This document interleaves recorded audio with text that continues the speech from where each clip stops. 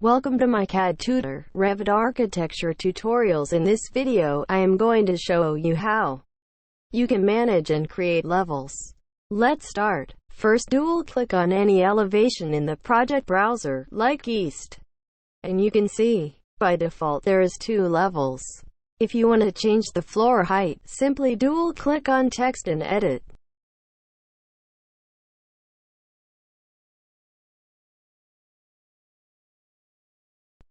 You can also drag the endpoint to extend the levels. If you want to change the name of the level, simply dual-click on the text and change the name in. Press Yes to update the same text in the project browser. To create a new level, go to the Architecture tab, Datum panel, and click on the level. Make sure that you are in the elevation view.